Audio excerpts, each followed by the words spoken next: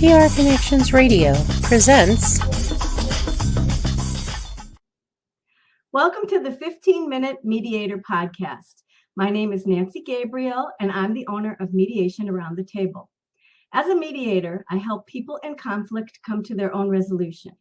I do this by facilitating conversations between the parties and asking questions that require them to actually listen to each other.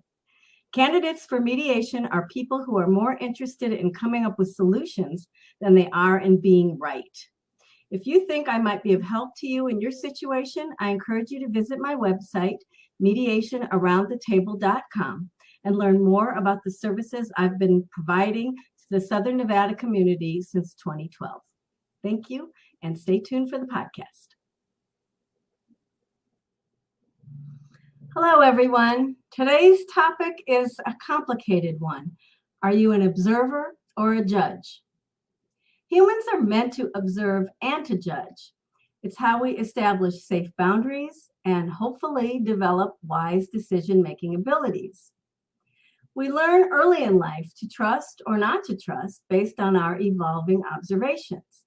If a toddler observes that the oven is hot and then burns her fingers, that observation will likely save her from a similar burn in the future. Same goes for a younger kid shoving his older brother. When the older boy shoves back, the younger one observes that his action caused a painful reaction. Why do you think we judge? Are we hardwired to do so? Our judgments are connected to our emotions, and they can be both positive and negative. My best friend Meg has a terrific eye for color and coordinating her wardrobe. Yes, that's a judgment, but a positive one. On the negative side, we might judge another person's behavior because it's behavior that we wouldn't tolerate in ourselves. I'm a fanatic about punctuality, so I think my friend Diane is selfish because she typically runs 15 minutes late. When my cousin Jessica calls to brag about her most recent poker winnings, I'm envious, so I consider her a gambling addict and judge her accordingly. Judgments are connected to emotions as well. Meg has a terrific eye for color. Diane is selfish because she's always late. Jessica is a gambling addict, and I'm envious of her winnings. Distinguishing between observations and judgments isn't always clear or easy. Indian philosopher J. Krishnamurti once stated that observing without judging is the highest form of intelligence. Thank you, Google. Maybe that's why figuring out the difference between a judgment and an observation is complicated. Once we understand the difference, we can move forward with the goal of becoming more observant and less judgmental. Are you ready to start with a little exercise? Okay, I'm going to read a statement, and you decide whether you think it's an observation or a judgment. John was angry with me yesterday for no reason. Observation or judgment? I consider for no reason to be a judgment. It's also a judgment to infer that John was angry.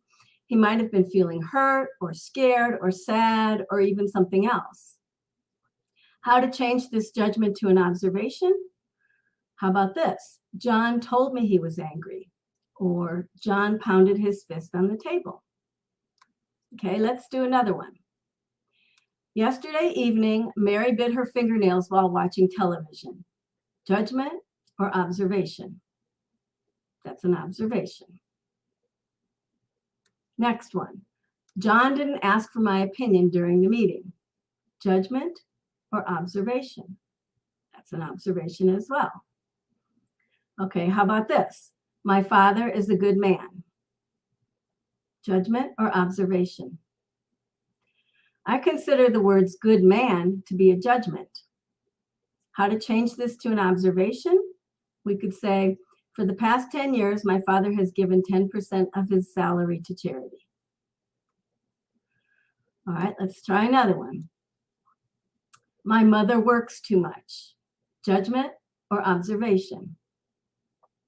I consider the words too much to be a judgment. How to change this to an observation? Maybe my mother worked more than 60 hours this week at her office.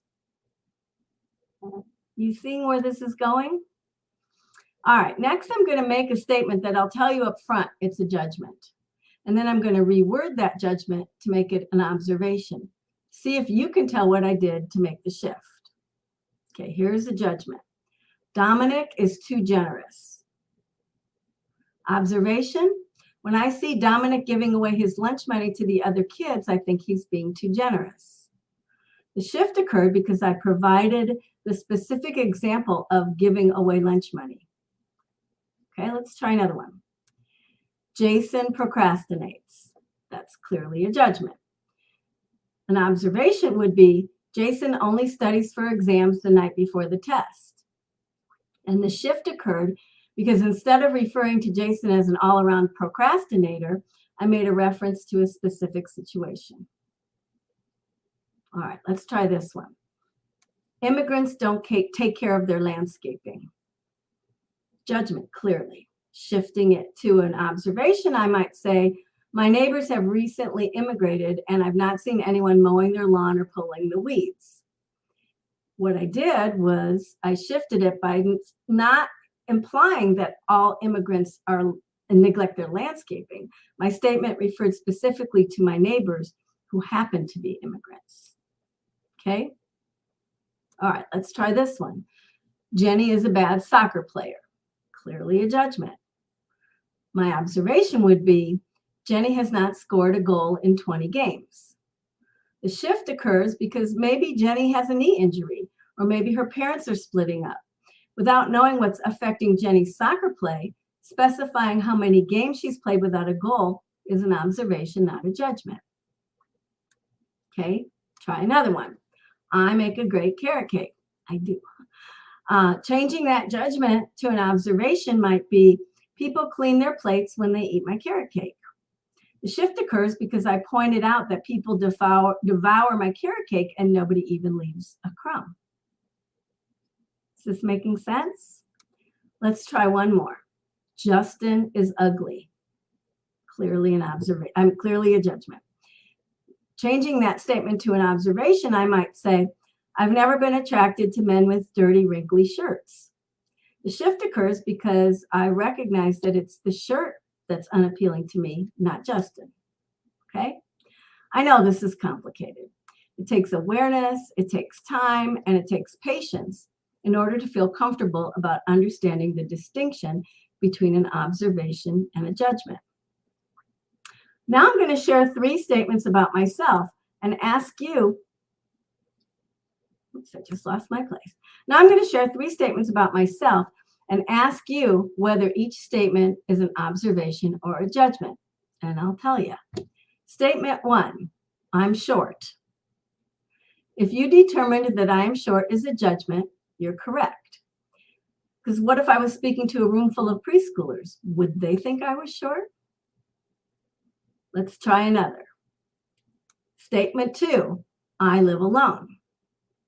Judgment or observation? If you determine that I live alone is an observation, you are correct. I do live alone. I don't even have a pet right now. Okay, last one.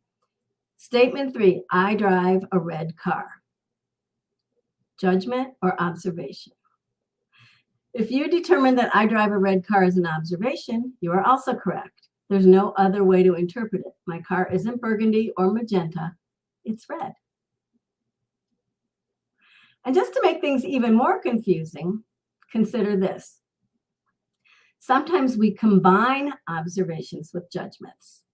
For example, you are too generous, or if you don't eat nutritious meals, your health will be impaired, or he's not going to complete the assignment on time. When one of these combination statements is directed towards us, we tend to think we're being criticized, and sometimes conflict ensues. For example, if I'm told I'm too generous by my mom, I feel defensive. What is she really saying? Is she concerned that I'm going to run out of money and have to move back home? If my spouse tells me that I'm going to get sick if I don't eat nutritious meals, I want to throw that statement right back at him. Well, who's eaten at McDonald's already twice this week? And if my daughter tattles on my son, by telling me he's not going to get his homework done on time, I wonder, how does she know? And why is she criticizing her brother by telling me? Then again, we might be given the opportunity to turn the judgment into an observation by thinking about what might be an underlying issue. And sometimes identifying that underlying issue in order to shift a judgment into an observation includes expressing an emotion or using a feeling word. Is your daughter jealous of her brother because he's older or more athletic? Is your spouse really worried about his own health? Has your mother struggled financially? The feeling words here are jealous, worried, and struggled. Inserting emotions into what once were judgments can turn them into observations simply by expressing who might be experiencing those emotions and why.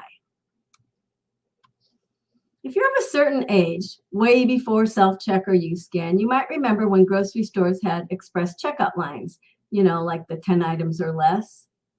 If you were in that express line, how many times did you count the number of items the person in front of you had in their cart? And how annoyed did you get when you discovered that they had, horror of horrors, 12 items instead of 10? Admit it, you were judging. We've all been there. What we might consider is whether that person just got a cancer diagnosis, or whether they were about to put their beloved dog to sleep, or whether, in fact, the clerk waved them over because her line was empty. Figuring out underlying issues is how you ultimately turn a judgment into an observation, leading to an understanding. My point is, we all judge every day. It's mostly a habit, and once we're aware, maybe we can shift our perspective. I'm going to challenge you to pay a bit closer attention to your thoughts for the rest of today and see if you can catch yourself making a judgment when an observation would better serve you. Did some jerk in the car in front of you cause you to slam on your brakes? Did your waiter with an attitude forget to bring a lemon for your water? Same challenges goes to those around you. Listen for judgments spoken to you or within your own earshot, and without commenting out loud, shift those words into an observation instead.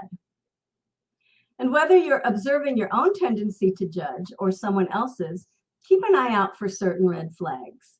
If you encounter any of these behaviors, they're usually connected to some sort of judgment: giving unsolicited advice, one-upping, educating, especially with condescension, shutting down, sympathizing also with condescension, interrogating, explaining, or correcting. How many of these behaviors do you recognize in yourself? 5 for me. Please feel free to share an example of your own about how you shifted a judgment into an observation. What were the circumstances? When did you first realize you were judging? How did you turn that judgment into an observation? And what was the result? In conclusion, please don't be too hard on yourself for your own tendency to judge. It's most likely a lifelong habit, and we all do it. If you can teach yourself to understand the distinction and then to become aware of your own judgments, you're the smartest person in the history of the universe. And yes, that's a judgment. I'd love to hear from you. Email me at nancy@mediationaroundthetable.com. And thanks for listening. Bye-bye.